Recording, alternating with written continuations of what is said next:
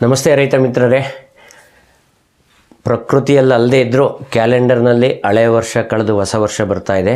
ಈ ನೂತನ 2022ನೇ ಇಸ್ವಿನಲ್ಲಿ ನಿಮ್ಮೆಲ್ಲ ಬೆಳೆಗಳು ಲಾಭದಾಯಕವಾಗಿ ಪೂರಕವಾಗಿ ಬರಲಿ, ನಿಮ್ಮ ಆರೋಗ್ಯ ಐಶ್ವರ್ಯ ಎಲ್ಲ ವೃದ್ಧಿಯಾಗಲಿ ಅಂತ ನಾನು ನನ್ನ ಮನದಾಳದಿಂದ ಹಾರೈಸ್ತೀನಿ.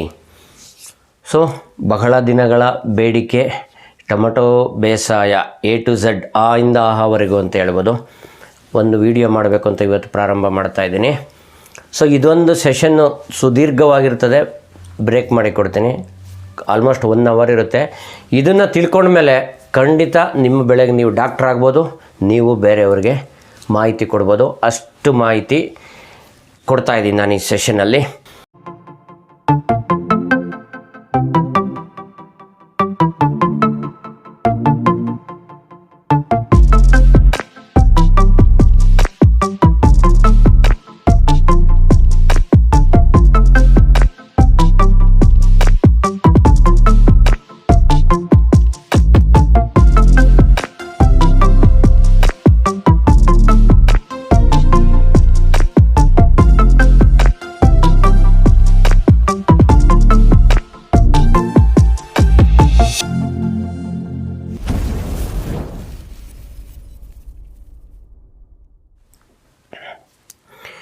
ಈಗ ನೋಡಿ, ಟೊಮೊಟೊ ಕಿಂಗ್ ಆಫ್ ವೆಜಿಟೇಬಲ್ಸ್ ಅಂತ ನಾನು ಹಿಂದೆನೇ ಹೇಳಿದ್ದೆ.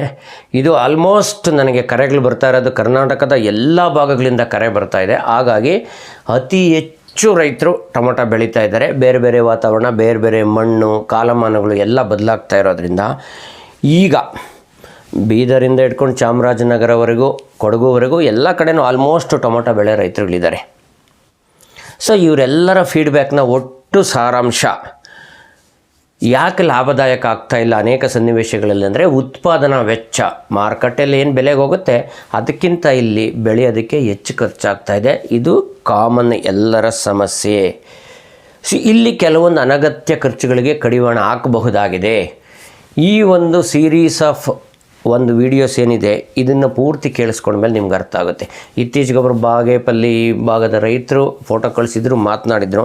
ಹೊಸದಾಗಿ ಬೆಳೆ ಸ್ಟಾರ್ಟ್ ಮಾಡಿದ್ದು ಅಂತ ಹೇಳಿದ್ರು. ಬೋರ್ವೆಲ್ ಆಲ್ಮೋಸ್ಟ್ 1.5 2 ಎಕರೆ ಟೊಮೆಟೊಗೆ 5 ಲಕ್ಷಕ್ಕಿಂತ ಹೆಚ್ಚು ಖರ್ಚು ಮಾಡಿದ್ದೀವಿ, ಈಗ ವಾಪಸ್ ಬರ್ತಿಲ್ಲ ಅಂತ ಹೇಳ್ತಿದ್ರು. ನಿಜವಾಗ್ಲೂ ಬೇಸರ ಆಗುತ್ತೆ ರೈತರೆ. 5 ಲಕ್ಷ ಸಣ್ಣ ಅಮೌಂಟ್ ಅಲ್ಲ ನಿಜವಾಗ್ಲೂ. ಆದ್ದರಿಂದ ಇನ್ಸ್ಟಂಟ್ ಯಾವುದು ಬೇಡ, ತತ್ಕ್ಷಣ ಬೇಡ, ಅವಸರ ಬೇಡ, ಸಂಯಮ ಬೇಕು, ತಾಳ್ಮೆ ಬೇಕು. ಹಾಗಾಗಿ ಈ ವಿಡಿಯೋದಲ್ಲಿ ಸೀರೀಸಲ್ಲಿ ಟೊಮೊಟೊ ಬೆಳೆಯನ್ನು ಲಾಭದಾಯಕವಾಗಿ ಬೆಳೆಯಲು ಸಾಧ್ಯವಾಗುವಂಥ ಅನಗತ್ಯ ಖರ್ಚುಗಳಿಗೆ ಯಾವ ರೀತಿ ಕಡಿವಾಣ ಹಾಕೋದಕ್ಕೆ ಸಾಧ್ಯ ಇದೆ ಅದನ್ನು ತಿಳಿಸ್ಕೊಳ್ತಾ ಹೋಗ್ತೀನಿ. ಹಾಗಂತ ಇದೇನು ಹೊಸ ಟೆಕ್ನಾಲಜಿ ಹೊಸದು ಅಂತ ಏನಿಲ್ಲ. ನೋಡಿ, ನಾವು ನಮ್ಮಪ್ಪಂದರು ನಮ್ಮ ತಾತಂದರು ಬಹಳ ಲಾಭದಾಯಕವಾಗಿ ವ್ಯವಸಾಯ ಮಾಡ್ಕೊಂಡು ಬರ್ತಾಯಿದ್ರು. ಈಗ ಏನಾಗಿದೆ ಅಂದರೆ, ಆ ಕ್ರಮಗಳೇನು ಅನುಸರಿಸ್ತಿದ್ರು ಅವರು ಸರ್ವಕಾಲಕ್ಕೂ ಶ್ರೇಷ್ಠವಾದದ್ದು ಅಂತ ಹೇಳ್ಬೋದು. ಇದೆಲ್ಲ ವಿಡಿಯೋ ನೋಡಿದ್ಮೇಲೆ ನಿಮಗೆ ಅರ್ಥ ಆಗುತ್ತೆ ಸಣ್ಣ ಸಣ್ಣ ಅಂಶಗಳು ಎಷ್ಟು ಒಂದು ಅಗಾಧವಾದ ಪರಿಣಾಮ ಬೀರುತ್ತೆ ಅಂತ. ಅವುಗಳ ತಳಹದಿಯ ಮೇಲೆ ಸಾಂಪ್ರದಾಯಿಕ ಬೇಸಾಯ ಪದ್ಧತಿಗಳ ಒಂದು ಫೌಂಡೇಶನ್ ಮೇಲೆ, ಆ ಬುನಾದಿಯ ಮೇಲೆ ಆಧುನಿಕ ತಂತ್ರಜ್ಞಾನ ಏನಿದೆ ಅದನ್ನು ಅಳವಡಿಸ್ಕೊಳ್ಳೋದು. ಯಾಕೆ ನಾವು ಯಥೇಚ್ಛವಾಗಿ ಎಕ್ಸ್ಪ್ಲಾಯ್ಟ್ ಮಾಡ್ತಾ ಮಣ್ಣು ಮತ್ತು ಎಕಾಲಜಿ ವಾತಾವರಣ ಒಂದು ರೀತಿಯಲ್ಲಿ ನಮ್ಮ ಬೆಳೆಯುವಿಕೆಗೆ ಪೂರಕವಾಗಿಲ್ಲ, ಅದನ್ನು ವಾಪಸ್ ಕೊಡ್ತಾ ಹೋಗೋದು. ಆದ್ದರಿಂದ ನಾನು ಈ ಕಾನ್ಸೆಪ್ಟನ್ನು ಏನು ಹೇಳ್ತೀನಿ ಅಂದರೆ, ಸಾಂಪ್ರದಾಯಿಕ ಪದ್ಧತಿ ಆಧುನಿಕ ತಂತ್ರಜ್ಞಾನ ಅಳವಡಿಸ್ಕೊಂಡು ಒಂದಷ್ಟು ನಾನ್ ಕ್ಯಾಶ್ ಇನ್ಪುಟ್ಸ್, ಹಣ ಖರ್ಚಾಗದೇ ಇರೋ ಕ್ರಮಗಳನ್ನು ಕೈಗೊಂಡು ಪ್ರಕೃತಿ ಉಳಿಸ್ಬೇಕು, ಭೂಮಿಯ ಫಲವತ್ತ ಉಳಿಸ್ಬೇಕು, ನಿಮ್ಮ ಆರೋಗ್ಯನೂ ಉಳಿಬೇಕು. ಹಾಗಾಗಿ ಇದನ್ನು ನಾನು ನೇಚರ್ ಕ್ಯೂರ್ ಫಾರ್ಮಿಂಗ್ ಅಂತ ಕರಿತೀನಿ. ಪ್ರಕೃತಿ ಪೂರಕವಾದ ಬೇಸಾಯ ಕ್ರಮಗಳು ಅಂತ ಹೇಳ್ಬೋದು. ಇದು ಆರ್ಗ್ಯಾನಿಕ್ ಫಾರ್ಮಿಂಗೂ ಅಲ್ಲ, ಇದು ಝೀರೋ ಬಡ್ಜೆಟ್ ಫಾರ್ಮಿಂಗೂ ಅಲ್ಲ, ಸಾವಯವ ಕೃಷಿನೂ ಅಲ್ಲ. ನಿಮ್ಮಲ್ಲಿ ಅನೇಕರಿಗೆ ಕನ್ಫ್ಯೂಷನ್ ಶುರುವಾಗೋಗ್ಬಿಟ್ಟಿದೆ. ಯಾರೋ ಸಾವಯವ ಪದಾರ್ಥದರ ಫೀಲ್ಡಿಗೆ ಬರ್ತಾರೆ, ನೀವು ಕೆಮಿಕಲ್ ಉಪಯೋಗಿಸಿ ನಿಮ್ಗೆ ಈಗ ಆಗ್ತಾಯಿದೆ, ಅದನ್ನು ಬಿಟ್ಬಿಡಿ, ಇದು ಉಪಯೋಗಿಸಿ ಅಂತಾರೆ. ಸಾಧ್ಯ ಆಗುತ್ತಾ? ಅನೇಕರು ಪ್ರಯತ್ನ ಪಟ್ಟಿದ್ದೀರಿ, ಖಂಡಿತ ಸಾಧ್ಯ ಆಗಲ್ಲ. ನೀವು ಬೆಳೆ ಬೆಳಿಬೋದು, ಲಾಭದಾಯಕ ಬೆಳೆ ಬೆಳೆಯೋದಕ್ಕಾಗಲ್ಲ. ಇನ್ನು ಕೆಲವರು ಜೈವಿಕ ಗೊಬ್ಬರದ ಕಂಪನಿಗಳು ಬರ್ತಾರೆ, ನಮ್ಮದು ಸರ್ವಶ್ರೇಷ್ಠ, ಬೇರೆದು ಬೇಡ, ಅದು ಮಣ್ಣು ಹಾಳಾಗ್ತಾಯಿದೆ, ಪರಿಸರ ಹಾಳಾಗ್ತಾಯಿದೆ, ಇದು ಅಳವಡಿಸ್ಕೊಳ್ರಿ ಅಂತಾರೆ. ಇದೊಂದರಿಂದ ಸಾಧ್ಯನಾ? ಖಂಡಿತ ಸಾಧ್ಯ ಇಲ್ಲ. ಅದು ನೀವು ಅನೇಕ ಜನ ಟ್ರೈ ಮಾಡಿದ್ದೀರಿ, ನೀವು ನನಗೆ ಫೀಡ್ಬ್ಯಾಕು ಕೊಟ್ಟಿದ್ದೀರಿ ನೀವು. ಹಾಗಾಗಿ ಪ್ರಕೃತಿ ಪೂರಕ ಬೇಸಾಯ ಅಂದರೆ ಜೈವಿಕ, ಸಾವಯವ, ರಾಸಾಯನಿಕ ಮೂರೂ ಅಂಶಗಳನ್ನು ಒಂದು ಬ್ಯಾಲೆನ್ಸ್ ಮಾಡಿ ಪ್ರಕೃತಿಗೆ ಹಾಳು ಮಾಡ್ದಂಗೆ ನಿಮಗೆ ಹೆಚ್ಚು ಖರ್ಚು ತಗುಲದ ರೀತಿಯಲ್ಲಿ ಮಾರುಕಟ್ಟೆಯಲ್ಲಿ ಸೇಲ್ ಆಗುತ್ತಲ್ಲ ಅಲ್ಲಿ ಲಾಭದಾಯಕವಾಗಿ ನಿಮಗೆ ಮಾರುಕಟ್ಟೆ ಆಗಬೇಕಾದ ರೀತಿಯಲ್ಲಿ ಬೆಳೆ ಉತ್ಪಾದನೆ ಮಾಡೋ ಟೆಕ್ನಾಲಜಿ ಖಂಡಿತ ಇದು. ನೀವಿನ್ನು ಪೂರ್ತಿ ಓದಿ ನೀವು ಅಳವಡಿಸ್ಕೊಳ್ಳಿ, ನಿಮಗೆ ಅರ್ಥ ಆಗುತ್ತೆ. ಪೂರ್ತಿ ಕೇಳಿಸ್ಕೊಳ್ಳಿ ವಿಡಿಯೋನ, ದಯವಿಟ್ಟು ಸ್ಕಿಪ್ ಮಾಡಬೇಡಿ. ಎಂಟೈರ್ ಸೆಷನ್ನು ಇಲ್ಲಿ ಅನಗತ್ಯವಾದದ್ದನ್ನು ನಾನೇನೂ ಹೇಳಲ್ಲ. ಆ್ಯಕ್ಚುಲಿ ಗಂಟೆಗಟ್ಟಲೆ ಮಾತಾಡುವಷ್ಟು ಮಾಹಿತಿ ಇದೆ, ಆದರೆ ಅದನ್ನು ನಾನು ಸಂಕ್ಷಿಪ್ತಗೊಳಿಸಿ ಕೊಡಲಿಕ್ಕೆ ಇಷ್ಟು ದಿವಸ ಆಯಿತು. ನಾನು ಸ್ಟೆಪ್ ಬೈ ಸ್ಟೆಪ್ಪು ಒಂದೊಂದೇ ಅಂಶ ತಿಳಿಸ್ತಾ ಹೋಗ್ತೀನಲ್ಲ, ಅದರ ವೆಚ್ಚ ಏನು, ಉದ್ದೇಶ ಏನು, ಅದರ ಉದ್ದೇಶ ಏನು, ಅದಕ್ಕೆ ತಗುಲ ವೆಚ್ಚ ಎಷ್ಟು, ಅದರಿಂದ ಪ್ರಯೋಜನಗಳೇನು, ಕೆಲವು ಡೈರೆಕ್ಟ್ ಬೆನಿಫಿಟ್ ಇದೆ, ಕೆಲವು ಇಂಡೈರೆಕ್ಟ್ ಬೆನಿಫಿಟ್ ಇದೆ, ಅದನ್ನು ತುಲನೆ ಮಾಡ್ತಾ ಹೋಗೋಣ. ನೆಕ್ಸ್ಟ್ ನಾನು ಮುಂದಿನ ಭಾಗದ ವಿಡಿಯೋದಲ್ಲಿ ಒಂದು ಬೋರ್ಡ್ ಮೇಲೆ ನಿಮಗೆ ಬರೆದು ತೋರಿಸ್ತೀನಿ ಹೇಗೆ ನೀವು ಉತ್ಪಾದನಾ ವೆಚ್ಚನ ಕಡಿಮೆ ಮಾಡ್ಬೋದು ಅಂತ. ಆದ್ದರಿಂದ ಇಲ್ಲಿ ಯಾವ ಪಾಯಿಂಟು ಮಿಸ್ ಆಗಬಾರ್ದು. ಕಂಪ್ಲೀಟ್ ವಿಡಿಯೋನ ಪೂರ್ತಿ ನೋಡಿ ಫ್ರೆಂಡ್ಸ್.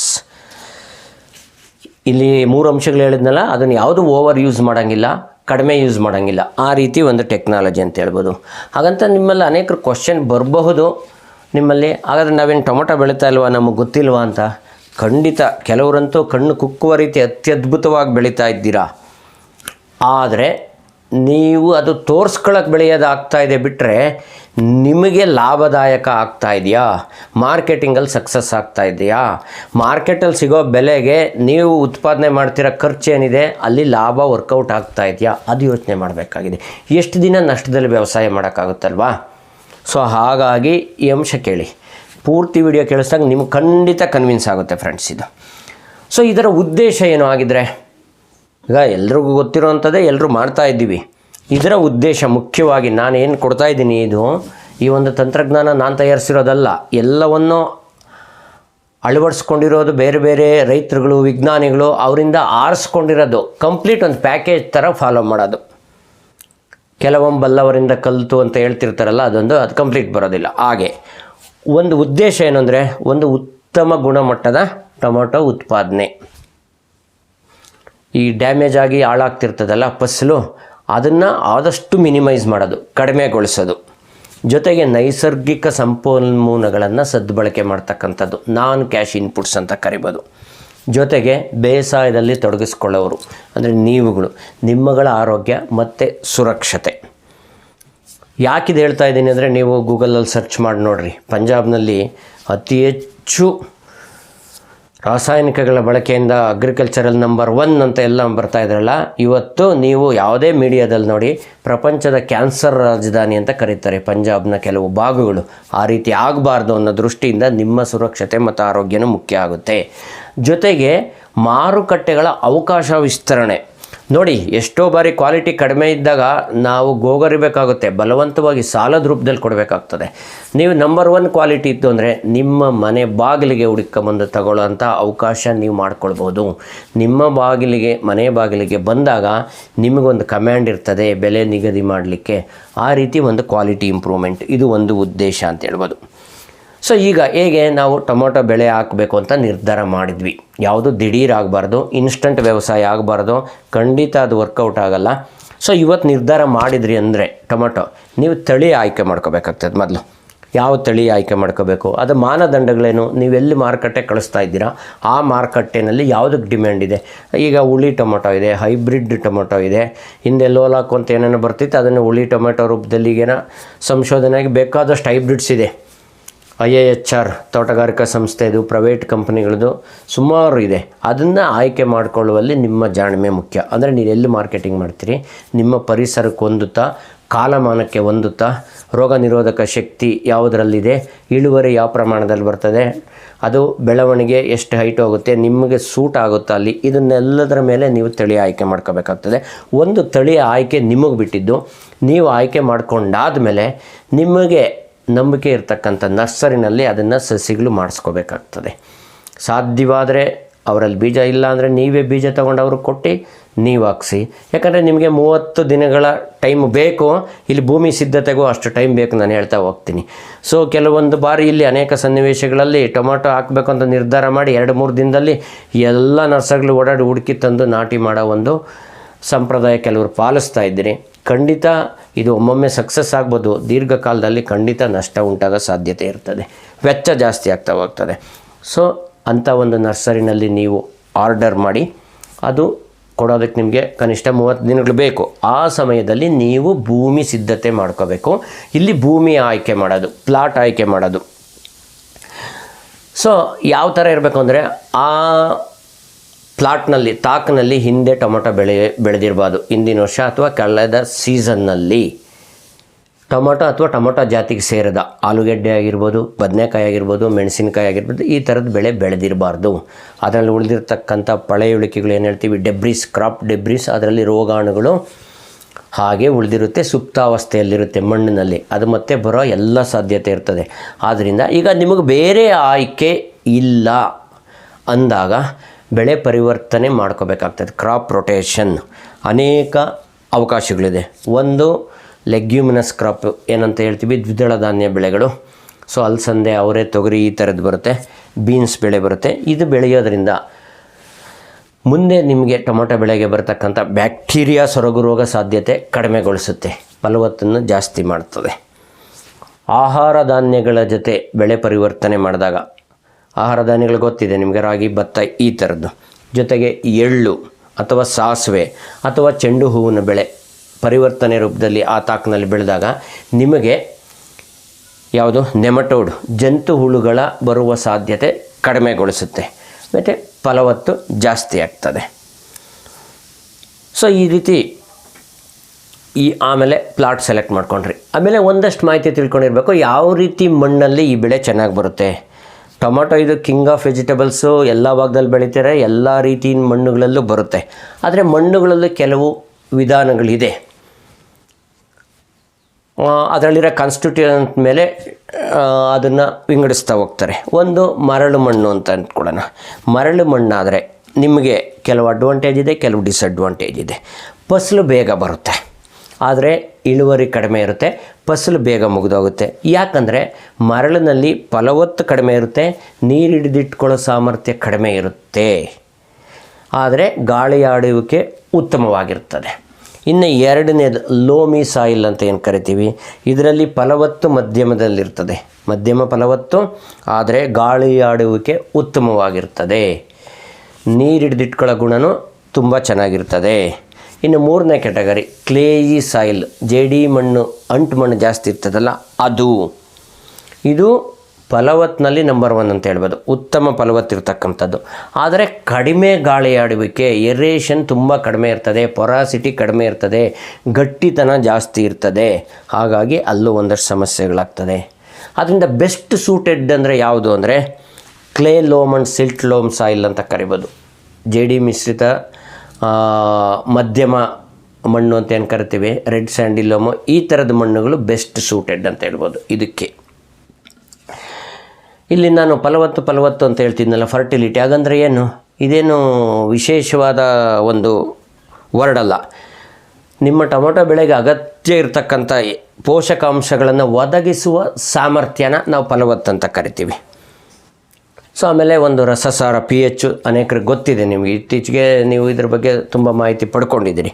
ಇದು 6ರಿಂದ 7, 7.5ವರೆಗೂ ಇದ್ದರೆ ಬೆಳೆ ಚೆನ್ನಾಗಿ ಬರುತ್ತೆ. ಹಾಗಾದರೆ ಕಾಲಮಾನ ಯಾವ ಕಾಲಮಾನ? ವರ್ಷ ಪೂರ್ತಿ ಬೆಳೆಯೋ ಒಂದು ಪದ್ಧತಿ. ಈಗ ತರಕಾರಿಗಳು ಬೆಲೆ ಜಾಸ್ತಿ ಇರುವಾಗ ಬೆಳೆಯೋ ಒಂದು ಪದ್ಧತಿ, ಆದರೆ ಒಂದಷ್ಟು ವೇರಿಯೇಷನ್ ಆಗುತ್ತೆ, ಅದಕ್ಕೆ ಹೇಳ್ತಾ ಇದ್ದೀನಿ. ದಕ್ಷಿಣ ಭಾರತದಲ್ಲಿ ಬೆಸ್ಟ್ ಟೈಮ್ ಅಂತ ಹೇಳಿದ್ರೆ ಒಂದು 3 ಕಾಲಮಾನ. ಇದು ಸಂಶೋಧನೆಗಳ ಆಧಾರದ ಮೇಲೆ ನಿಗದಿ ಮಾಡ್ತಿರ್ತಕ್ಕಂಥದ್ದು. ಡಿಸೆಂಬರ್ ಜನವರಿನಲ್ಲಿ ನಾಟಿ ಮಾಡ್ತಕ್ಕಂಥ ಬೆಳೆ, ಜೂನ್ ಜುಲೈನಲ್ಲಿ ಒಮ್ಮೆ ನಾಟಿ ಮಾಡ್ಬೋದು, ಸೆಪ್ಟೆಂಬರ್ ಅಕ್ಟೋಬರ್ನಲ್ಲಿ ಒಮ್ಮೆ ನಾಟಿ ಮಾಡಬಹುದು. ಮೂಲತಃ ಹೇಳೋದಾದರೆ ಬೇಸಿಕಲಿ ಇದು ಟೊಮೊಟೊ ಒಂದು ವಾರಮ್ ಸೀಸನ್ ಕ್ರಾಪ್, ಅಂದರೆ ಶುಷ್ಕ ವಾತಾವರಣ ಬಯಸ್ತಕ್ಕಂಥ ಬೆಳೆ ಅಂತ ಹೇಳ್ಬೋದು.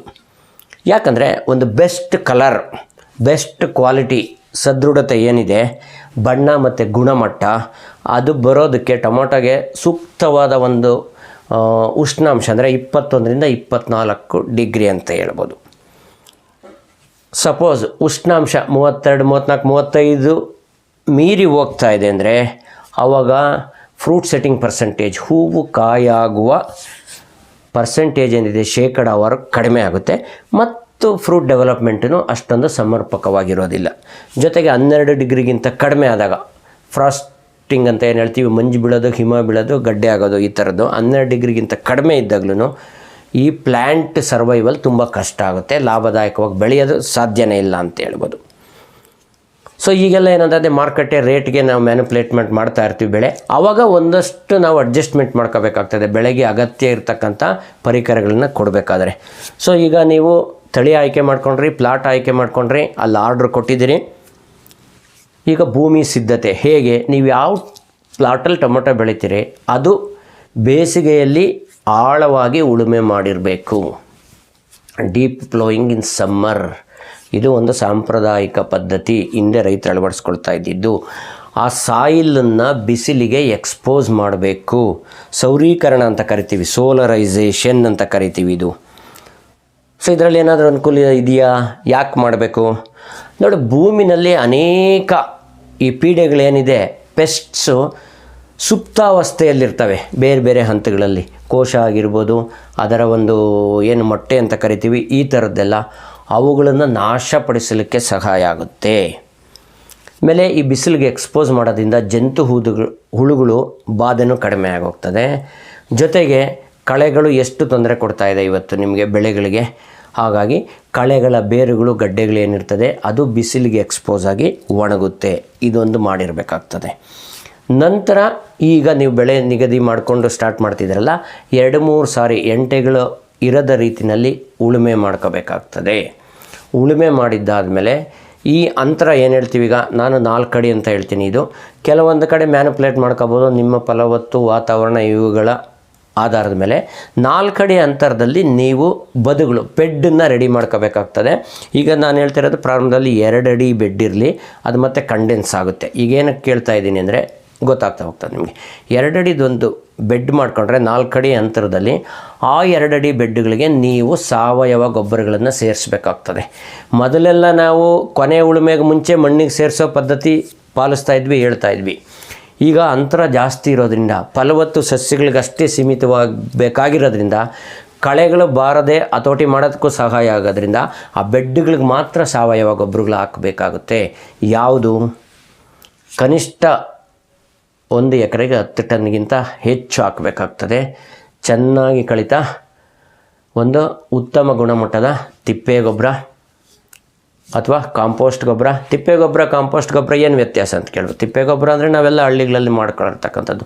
ಕಾಂಪೋಸ್ಟ್ ಸಿಸ್ಟಮ್ ವೈಜ್ಞಾನಿಕವಾಗಿದೆಯಲ್ಲ, ಅದರ ಮುಖಾಂತರ ಪದರವಾಗಿ ಹಾಕಿ ಅದಕ್ಕೊಂದಿಷ್ಟು ಸಿಂಗಲ್ ಸೂಪರ್ ಫಾಸ್ಫೇಟ್ ಹಾಕಿ ಈ ಥರ ಕಳಿಯೋ ಥರ ಮಾಡಿರ್ತೀವಲ್ಲ, ಅದನ್ನು ಕಾಂಪೋಸ್ಟ್ ಅಂತ ಕರಿತೀವಿ. ಅಷ್ಟೇ ವ್ಯತ್ಯಾಸ, ಇನ್ನೇನಿಲ್ಲ. ಅದು ಅಥವಾ ಎರೆಹುಳು ಗೊಬ್ಬರ ಅಥವಾ ಗ್ರೀನ್ ಲೀಫ್ ಮೆನ್ಯೂರು, ಇದೆಲ್ಲ ಏನಿದೆ ಇದನ್ನು ಸಾವಯವ ಗೊಬ್ಬರಗಳು ಅಂತ ಹೇಳ್ತೀವಿ. ಅದನ್ನು ಆ ಬೆಡ್ಗೆ ಸೇರಿಸಬೇಕಾಗ್ತದೆ.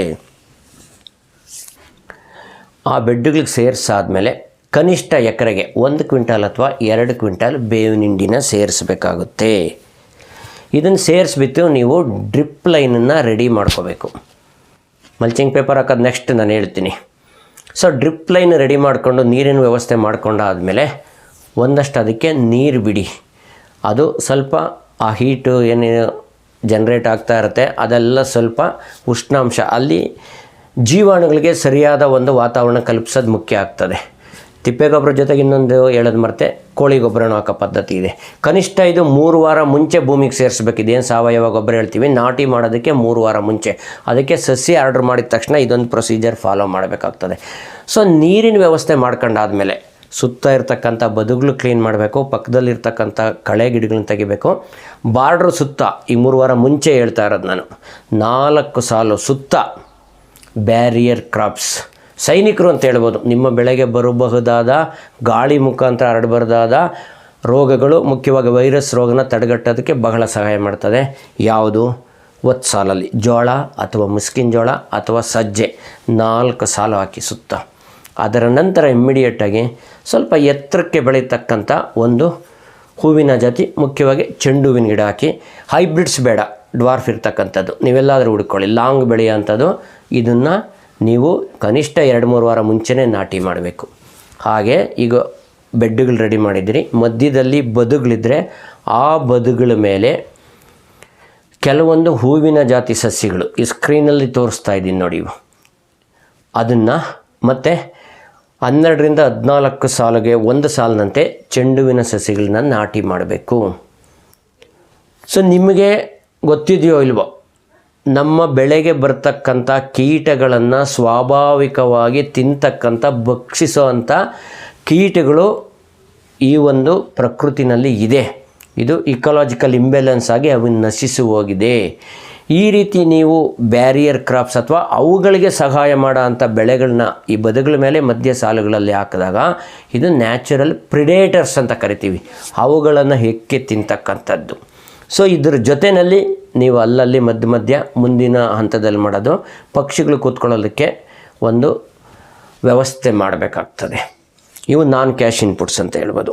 ಸೊ ಇಷ್ಟು ನೀರಾವರಿ ವ್ಯವಸ್ಥೆ ಮಾಡಿಕೊಂಡು ಇದನ್ನು ನಾಟಿ ಮಾಡಿದ್ವಿ. ಆಮೇಲೆ ಆ ಬೆಡ್ಡುಗಳಿಗೆ ಡ್ರಿಪ್ ಮುಖಾಂತರ ಜೈವಿಕ AMC ಆರ್ಕಾ ಮೈಕ್ರೋಬಿಯಲ್ ಕನ್ಸಾರ್ಟಿಯಂ ಜೈವಿಕ ಗೊಬ್ಬರಗಳ ಒಂದು ಮಿಶ್ರಣವನ್ನು ಕೊಡಬೇಕಾಗುತ್ತೆ.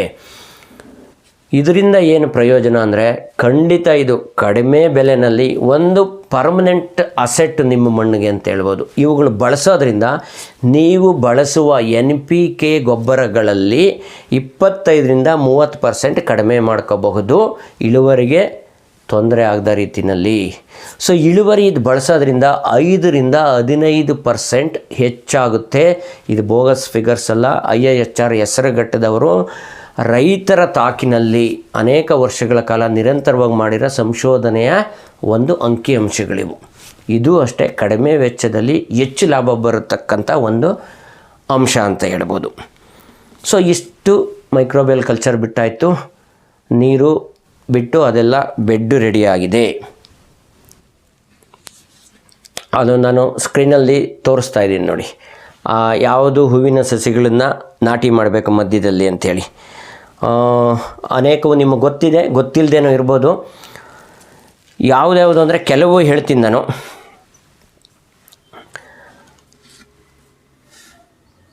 ಒಂದು ಚೆಂಡು ಹೂವು ಅಂತ ಹೇಳಿದೆ, ಮತ್ತೊಂದು ಆಲ್ಫಾಲ್ಫಾ ಅಂತ ಇದೆ, ಸಾಸಿವೆ ಅಂತ ಇದೆ, ಹರಳು, ಫ್ರೆಂಚ್ ಬೀನು, ದಿಲ್ ಇತ್ಯಾದಿ. ಕೆಲವು ಕನ್ನಡ ಅನುಕರಣೆ ಕಷ್ಟ ಆಗುತ್ತೆ ಇವು.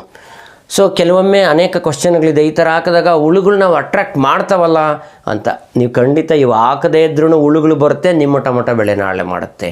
ಇದು ಹಾಕೋದ್ರಿಂದ ಇದು ನನ್ನ ಸೈನಿಕರಾಗಿ ಕೆಲಸ ಮಾಡುತ್ತೆ. ಸೊ ನಿಮಗೊಂದು ಇಂಡಿಕೇಷನ್ ಸಿಗುತ್ತೆ ಪೆಸ್ಟ್ ಪಾಪ್ಯುಲೇಷನ್ ಎಷ್ಟಿದೆ ಅಂತ. ಆವಾಗ ನೀವು ಟೊಮೊಟೊಗೆ ಔಷಧಿಗಳನ್ನ ಹೊಡ್ಕೊಂಡು ಬೆಳೆ ಕಾಪಾಡ್ಕೊಳ್ಳೋದಕ್ಕೆ ಸಹಾಯ ಆಗುತ್ತೆ. ಅಂದರೆ ಟೊಮೊಟೊ ಬೆಳೆಗೆ ಬರ್ತಕ್ಕಂಥ ಕೀಟಗಳನ್ನು ಸ್ವಾಭಾವಿಕವಾಗಿ ತಿನ್ನುವ ಕೀಟಗಳನ್ನು ಎನ್ಕರೇಜ್ ಮಾಡಬೇಕು, ನಾವು ಅಭಿವೃದ್ಧಿಗೊಳಿಸಬೇಕು. ಅವು ಇರೋದಕ್ಕೆ ಸೂಕ್ತವಾದ ವಾತಾವರಣ ಕಲ್ಪಿಸಬೇಕು. ಅದಕ್ಕೆ ಈ ಹೂವಿನ ಗಿಡಗಳನ್ನು ಹಾಕ್ಕೋಬೇಕು. ಸೊ ಯಾವ್ಯಾವ ಕೀಟಗಳು ನಮಗೆ ಸಹಕಾರಿಯಾಗಿರ್ತಕ್ಕಂಥ ಕೀಟಗಳು ಸುಮಾರಿದೆ, ಅಲ್ಲಿ ಸ್ಕ್ರೀನಲ್ಲಿ ಕಾಣಿಸ್ತಾ ಇದೆ ನೋಡಿ. ಒಂದು ಲೇಡಿ ಬರ್ಡ್ ಬೀಟ್ಲ್ ಅಂತ ಏನು ಹೇಳ್ತೀವಿ, ದುಂಬಿ. ಇನ್ನೊಂದು ಲಾಂಗ್ ಹಾರ್ನಡ್ ಗ್ರಾಸ್ ಹಾಪರ್ ಅಂತ ಹೇಳ್ತೀವಿ, ಮಿಡತೆ ಅಂತ ಹೇಳ್ತೀವಿ, ಅದೊಂದು ಜಾತಿಗಳು. ಆಮೇಲೆ ಅನೇಕ ರೀತಿಯ ಜೇಡಗಳು. ಈ ಜೇಡಗಳು ತುಂಬ ಸಹಾಯಕಾರಿ ನಮಗೆ. ಜೊತೆಗೆ ಲೇಸ್ವಿಂಗ್ ಅಂತ ಒಂದು ಕೀಟ ಇದೆ. ಆಮೇಲೆ ರೆಡ್ ವಿಂಗ್ಸ್ ಅಂತ ಒಂದು ವಿವಿಧ ಜಾತಿಯ ಕೀಟಗಳಿದೆ. ಅದು ಕನ್ನಡದಲ್ಲಿ ಹೆಸರು ಹುಡುಕಿ ಹೇಳೋದು ತುಂಬ ಕಷ್ಟ ಅಂತ ಹೇಳ್ಬೋದು. ಸೊ ಈಗ ನರ್ಸರಿಯಿಂದ ಸಸಿ ತರೋದು ಇಷ್ಟು ಸಿದ್ಧತೆ ಆಯ್ತಲ್ಲ, ಕನಿಷ್ಠ ಒಂದು 5-6 ದಿವಸ ಆದ್ರೂ ನಿಮ್ಮ ಹತ್ರ ನಾಟಿ ಮಾಡದೆ ಹಾಗೆ ಇಟ್ಕೋಬೇಕು ತಂದ ಸಸಿಗಳನ್ನ. ಅಲ್ಲಿ ಶೇಡ್ ನೆಟ್ಟಲ್ಲಿ ಬೆಳೆದಿರ್ತಾರೆ, ಇಲ್ಲಿ ನಿಮ್ಮ ವಾತಾವರಣಕ್ಕೆ ಹೊಂದ್ಕೊಳ್ಳೋದಕ್ಕೆ ಕನಿಷ್ಠ 4-5 ದಿವಸ ನಿಮ್ಮಲ್ಲಿ ಇಟ್ಕೊಂಡು ಅದನ್ನು ನೀವು ನೋಡ್ಕೋಬೇಕಾಗುತ್ತೆ. ಸೊ ನಾಟಿ ಮಾಡೋದಕ್ಕಿಂತ ಮುಂಚೆ ಡ್ರಿಪ್ ಮುಖಾಂತರ ನಮ್ಮ ಜೈವಿಕ ಶಿಲೀಂಧ್ರನಾಶಕ ಏನಿದೆ ಟ್ರೈಕೋಡರ್ಮಾ ಇದನ್ನು ಬಿಡಬೇಕಾಗ್ತದೆ. ಅದು ಪೌಡರ್ ರೂಪದಲ್ಲೂ ಸಿಗುತ್ತೆ, ಲಿಕ್ವಿಡ್ ರೂಪದಲ್ಲೂ ಸಿಗುತ್ತೆ. ಕನಿಷ್ಠ ನೀವು ಎಕರೆಗೆ 1-2 ಲೀಟ್ರು ಡ್ರಿಪ್ ಮುಖಾಂತರ ಬಿಡಬೇಕಾಗ್ತದೆ. ನಂತರ ಸಸಿ ನಾಟಿ ಮಾಡಬೇಕು. ಸಸಿ ನಾಟಿ ಮಾಡಿದ ನಂತರ ಕ್ರಮಗಳು ನಾನು ಮುಂದಿನ ವಿಡಿಯೋದಲ್ಲಿ ತಿಳಿಸ್ತಾ ಹೋಗ್ತೀನಿ ಫ್ರೆಂಡ್ಸ್. ಸೊ ನೋಡಿ, ಇಲ್ಲಿ ಸ್ವಲ್ಪ ತಾಳ್ಮೆಯಿಂದ ಇದನ್ನು ಪೂರ್ತಿ ವಿಡಿಯೋ ಮತ್ತೆ ಕೇಳಿ. ಇಲ್ಲಿ ನಿಮಗೆ ನಾನ್ ಕ್ಯಾಶ್ ಇನ್ಪುಟ್ಸ್, ಹಣ ಖರ್ಚು ಕಡಿಮೆಗೊಳಿಸೋವಂಥ ಪದ್ಧತಿಗಳಿವು. ಖಂಡಿತ ಸಕ್ಸಸ್ ಆಗುತ್ತೆ. ಸೊ ಈ ಮಾಹಿತಿ ನಿಮ್ಗೆ ಇಷ್ಟ ಆಗಿದ್ದರೆ ಲೈಕ್ ಮಾಡಿ, ನಿಮ್ಮ ಸ್ನೇಹಿತರ ಜೊತೆ ಶೇರ್ ಮಾಡ್ಕೊಳ್ಳಿ. ಇನ್ನೂ ಯಾರೆಲ್ಲ ಚಾನಲ್ಗೆ ಸಬ್ಸ್ಕ್ರೈಬ್ ಆಗಿಲ್ಲ ಸಬ್ಸ್ಕ್ರೈಬ್ ಮಾಡ್ಕೊಳ್ಳಿ. ಸೊ ಮುಂದಿನ ವಿಡಿಯೋ ಇನ್ನೊಂದು 3-4 ದಿನಗಳಲ್ಲಿ ಕೊಡ್ತೀನಿ friends. Thank you very much.